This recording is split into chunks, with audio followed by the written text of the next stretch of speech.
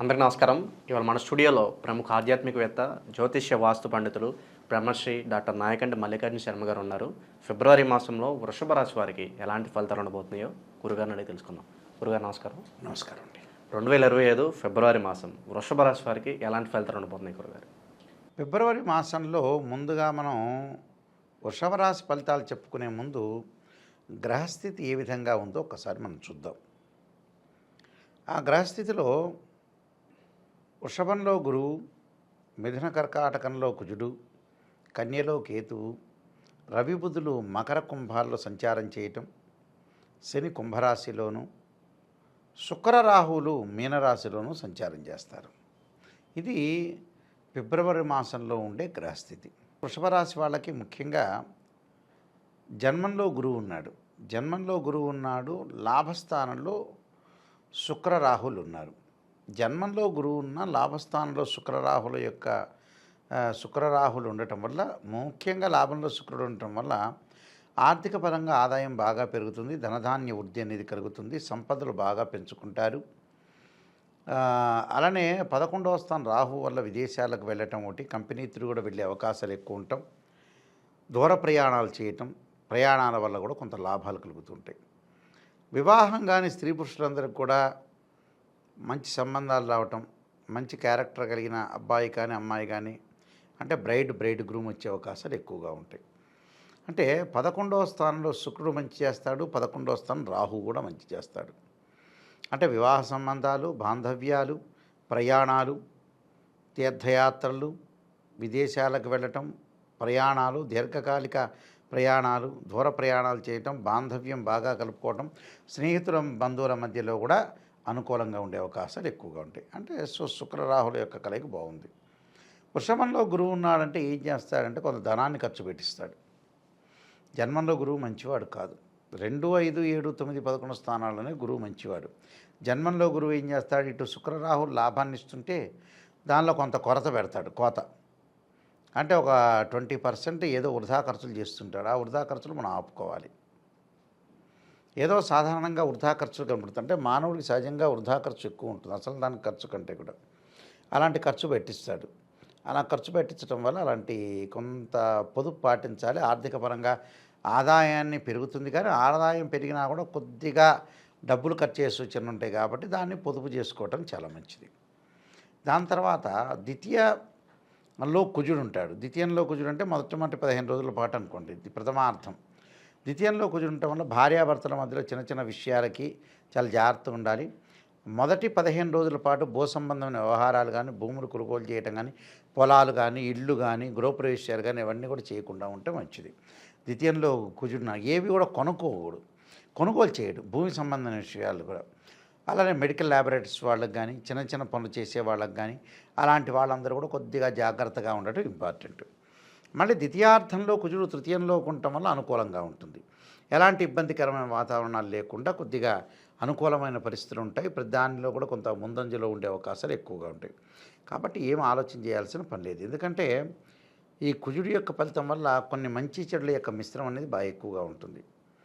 దాంతోపాటు 5వ స్థానంలో కేతు యొక్క సంచారం వల్ల సంతానానికి ఇబ్బందులు కలగకుండా చూసుకోవాలి.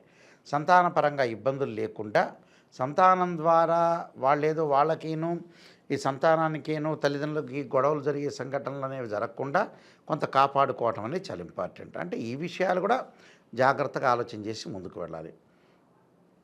దాంతోపాటు 9వ స్థానం రవి బుధుల సంచారం, అంటే మొట్టమొదటి 15 రోజుల పాటు 9వ స్థానం రవి యొక్క సంచారం వల్ల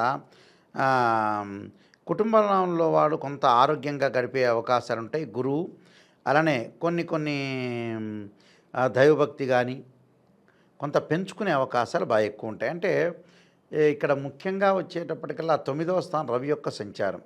9వ స్థానం రవి యొక్క సంచారం వల్ల నేరాలు, అపనిందనలు, అపవాదాలు, అసమర్థత, కొంత కార్యక్రమాలు చేయలేకపోవటం, వ్యాపార వ్యవహారాల్లో కొంత భంగపాటు, అంటే మనం అనుకున్న పని రీచ్ కాలేకపోతాం.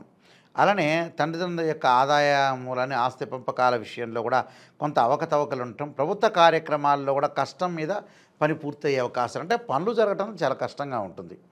9వ స్థానంలో బుధుడి వల్ల కూడా కొంత డబ్బులు చేజార్చుకునే అవకాశాలు ఉంటాయి. అందువల్ల డబ్బులు చేజార్చుకోకుండా ఉండటం చాలా మంచిది. అలానే దశమ స్థానం రవి యొక్క సంచారం వల్ల అప్పుడు ద్వితీయార్థంలో అనుకూలంగా ఉంటుంది రవి వల్ల.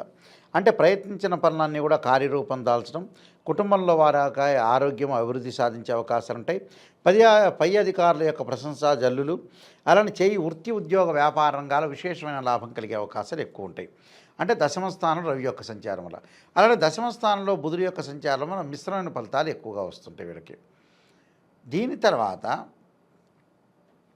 ముఖ్యంగా మనం వీళ్ళని చూసుకునేటట్టయితే ఈ రాశి వాళ్ళకి దశమంలో రవిబుధుల యొక్క సంచారం వల్ల మిశ్రమైన ఫలితాలు ఎక్కువగా ఉంటాయి. అలానే భాగ్యంలో రవిబుధుల వల్ల కొంతగా కష్టం అనేది అనిపిస్తూ ఉంటుంది. అందువల్ల కొంతగా జాగ్రత్తగా ఉండి ముందుకు వెళ్ళాలి.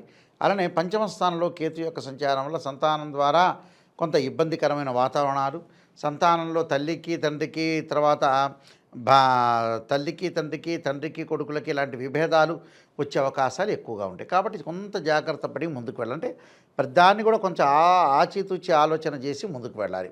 లేదా ఇబ్బందికరమైన వాతావరణాలు రాకుండా మనం కాపాడుకోవాలి. ఎందుకంటే వృషభ రాశి వాళ్ళకి ఇవన్నీ కూడా గోచారీత్యా ఫలితాలు. ఇవన్నీ కూడా గోచారీత్యా ఫలితాలు. గురువు జన్మంలో ఉంటే కొంత డబ్బులు ఖర్చు అవుతుంటుంది.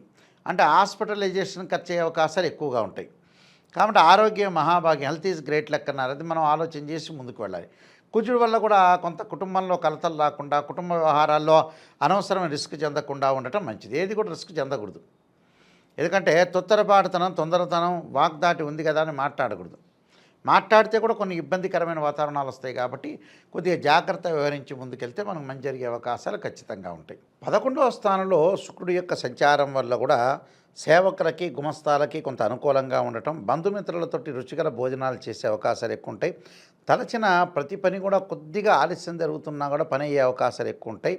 ప్రభుత్వ మరియు పై అధికారుల యొక్క మెప్పు పొందడం ఒకటి, ఉద్యోగంలో కొంత ప్రమోషన్లు వచ్చే అవకాశాలు ఉంటాయి. సంతతి విద్యా విషయంలో కూడా కొంత సంతతి అంటే పిల్లల గురించి కొద్దిగా ఆందోళన, ఆశ్చర్యకరంగా ఉండే అవకాశాలు ఎక్కువగా ఉంటాయి.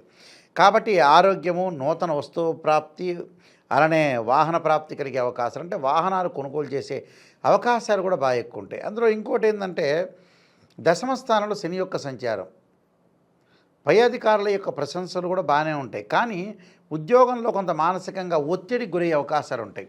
ఒత్తిడికి గురయ్యే అవకాశాలు అంటే ఏంటి, వీళ్ళకి పోస్టులు వస్తాయి, ప్రమోషన్లు వస్తాయి. ప్రమోషన్లు వచ్చే బాధ్యత బాగా పెరుగుతాయి. బాధ్యత పెరిగిందంటే పని చేయాల్సిన అవసరం అనేది ఎక్కువగా ఉంటుంది. కాబట్టి ఇక్కడ వర్క్ అనేది చేసుకోవాల్సిన అవకాశం అనేది ఎక్కువగా ఉంటుంది. అది చాలా ఇంపార్టెంట్. ఎందుకంటే పరస్పరం డిఫరెన్స్ ఆఫ్ ఒపీనియన్స్ లేకుండా కొద్దిగా జాగ్రత్తగా ఎన్హాన్స్గా మనం ముందుకు వెళ్ళాల్సిన అవసరం అనేది ఎక్కువగా ఉంటుంది. అంటే ఎవరిని కూడా విమర్శించకూడదు, ఎవరిని కూడా ఎనీబడి క్రిటిసైజ్ చేయకూడదు. చేయటం వల్ల కూడా కొన్ని ప్రాబ్లమ్స్ వచ్చే అవకాశాలు ఎక్కువ ఉంటాయి. మనం ఒకవైపు చూపిస్తున్నామంటే 4 వేళ్ళు మన వైపు ఉంటాయి. ఆ విషయాన్ని చాలా జాగ్రత్తగా గుర్తుపెట్టుకోవాలి. మన వాళ్ళు అందరూ చాలామంది గుర్తుపెట్టుకోలేరు ఈ విషయాలన్నీ కూడా. ఎందుకంటే మనం 200 ఏళ్ళలో 300 ఏళ్ళలో బతుకుతామని ఆలోచన ఉంటుంది జనాలకు చాలామందికి కూడా. అందువల్ల ప్రతి విషయాన్ని కూడా ఆలోచన చేసి కూలంకషంగా ముందుకు తీసుకుని వెళ్ళి మనం పర్ఫెక్ట్నెస్ చేసుకోవడం చాలా మోస్ట్ ఇంపార్టెంట్. కొన్ని ప్రత్యేకంగా రెమెడీస్ చేసుకుని ఫాలోఅప్ చేసుకుని ముందుకెళ్ళటం మంచిది. గురుగారు, ఎలాంటి రెమెడీస్ చేసుకోవడం ద్వారా ఈ రాశి వారికి బెటర్ రిజల్ట్స్ ఉంటాయి అంటారు? తప్పకుండా వీళ్ళు చేయాల్సింది కుజుడి యొక్క ఆరాధన చేయాలి. కుజుడి యొక్క ఆరాధన చేయాలంటే ఏంటంటే అంగారకాయజ్ఞే శక్తి అస్థాయి ధీమే తన్నో భౌమ ప్రచోదయాత్ అనే మంత్రం చక్కగా చదువుకోవటం.